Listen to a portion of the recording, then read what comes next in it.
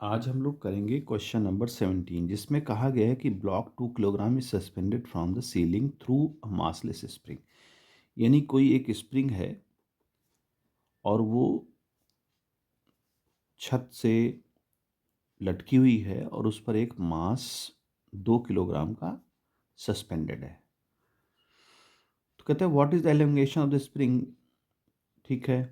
दूसरा केस है if another 1 kilogram is added to the block what would be the further elongation. Further कितना elongation होगा। देखिए, हम जानते हैं कि किसी भी स्प्रिंग में अगर आप मान लीजिए वेट रखते हैं तो उस पर एक रीस्टोरिंग फोर्स काम करता है।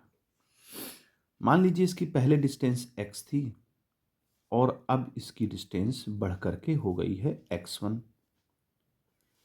ठीक है। तो जो भी इसकी डिस्टेंस बढ़ेगी वो f के बराबर होगी, यानी कि रीस्टोरिंग फोर्स के इक्वल होती है। तो हम लोगों ने एक फार्मूला पढ़ा है F इज इक्वल टू के एक्स। अब x ना लिख करके x1 लिख दें, क्योंकि x1 एलोंगेटेड लेंथ होगी। तो f की जगह हम लोग क्या लिख सकते हैं, m इंटू जी, k इंटू x1। अब m हमारा दिया है 2 और g की वैल्यू 10 रख ले, k की वैल्यू 100 है यहाँ पर न्यूटन पर मीटर और x1 पता करना है। तो अगर देखेंगे तो ये आ जाएगा 2/10 यानी कि x1 की जो वैल्यू होगी वो 0.2 आ जाएगी मीटर में। ये पहला आंसर हो गया। अब दूसरा आंसर पूछता है कि अगर इसी में हम 1 किलोग्राम का वजन और बढ़ा दें। तो देखिए इस इक्वेशन में हमने क्या किया, वजन और बढ़ा दिया। तो m जब हमारा 2 था तो अब 2 की जगह 2+1 हो जाएगा और g हमारा वही रहेगा और k, अब मान लीजिए डिस्टेंस x2 बढ़ जाती है तो ये हो जाएगा 3 × 10 is equal to 100 into x2। और x2 की वैल्यू जब फाइंड करेंगे तो ये आ जाएगा 3 × 10 डिवाइड बाई 100। तो ये 0.3 आ जाएगी x2 की वैल्यू।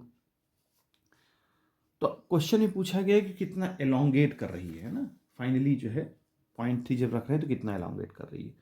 तो यहाँ से हम जो है x2 में से x1 को माइनस कर लेंगे। तो 0.3 में से अगर हम 0.2 को माइनस करते हैं तो ये आ जाएगा 0.1 मीटर। ये डेल्टा एक्स हो जाएगा। मतलब ये फर्दर एलोंगेशन जो है आपका फाइनली कि कितना वास्तव में 1 किलोग्राम को ऐड करने से 1 किलोग्राम मास को जब इसमें और ऐड कर देते हैं तो इसमें कितना एलोंगेशन फाइनली आता है। तो फाइनली हमारा 0.1 आएगा। और जो ये 0.2 है ये पहले वाले मास को लटकाने से हैंग कराने से आ रहा था। तो इस तरह से इस क्वेश्चन को सॉल्व कर लें।